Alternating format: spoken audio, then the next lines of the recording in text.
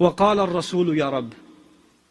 If all of this wasn't bad enough, the Messenger himself, sallallahu alaihi wasallam, speaks to Allah directly. Ya Rabb, inna qawmi ittakhadhu hadha al-Qur'ana mahjura.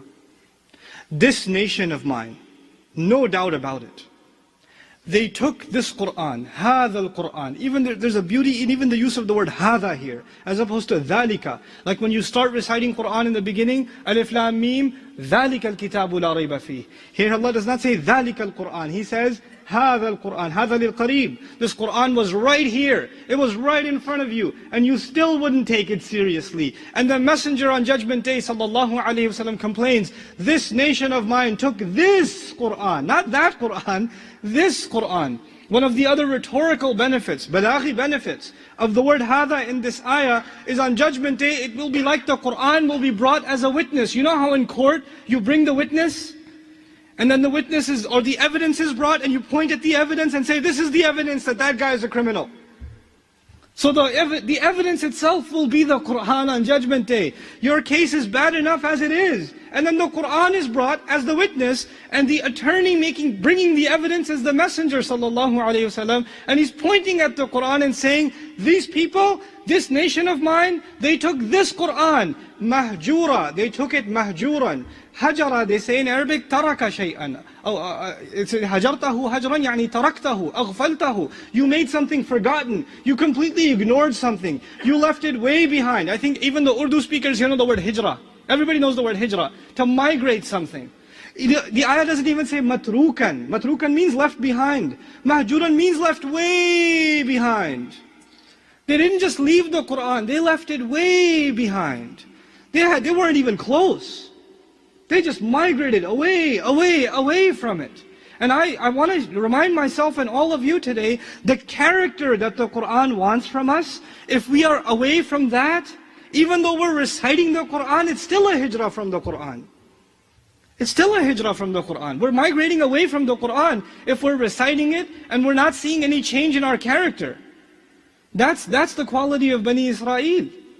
And that's why this by the way is Surah Al-Furqan, the 25th surah of the Qur'an. It's not a long surah, so you can read it in translation when you go home. But what's remarkable about this surah, this is the middle of it. When you get to the end of it, the whole ending is about what kind of character is required from a Muslim.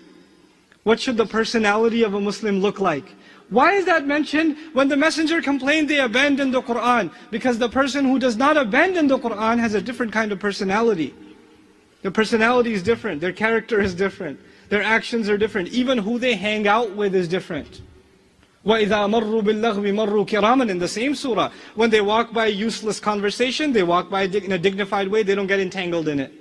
They stay away from useless company even. It affects every part of their personality.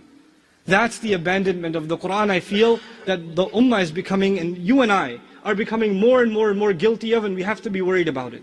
I was reading this ayah, my daughter recites Qur'an to me at home. And she was reading this ayah, and I was just checking her tajweed, and she was reciting the ayah, and I sat there and I started crying. She said, Abba, why are you crying? I said, because of what Allah said. Because of what Allah said. She said, what did He say? And I said, He says, the messenger will complain about a group of people who left the Qur'an. And she says to me, but we didn't leave the Qur'an, we're reading it. And I said, beta, if only it was just about reading, it would have been easy. It's not just about reading it. You have to love this. Can we prove to ourselves we love this book more than any other movie that comes out? More than any video game? Do we want to spend more time with this book than anything else? Do we want to be like what this book wants us to be more than we want to be like anyone else or anything else? How younger guys want to look like ripped because they see a picture of a guy with muscles? Girls want to look like someone? People want to make money like someone. People idolize these people. Who idolizes the character that the Qur'an embodied? The Messenger of Allah sallallahu alaihi wasallam. Kana khuluquhu al-Qur'an. Who goes to sleep at night saying, man, I wish I had a six-pack. Instead of thinking, man, I wish I had more sunnah in my life. Who says that? How are we not abandoning it? How are we not abandoning it? We have to be a people that take coming back to Allah's book seriously.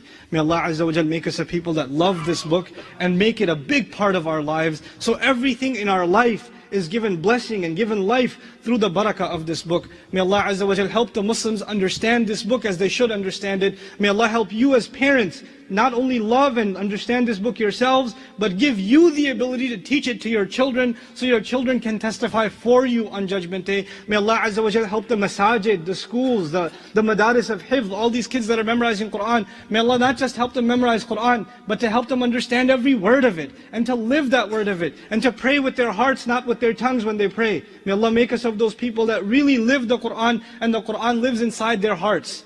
بل هو آيات بينات في صدور الذين أوتوا العلم. These are ayat that live in the chests of those who've been given knowledge.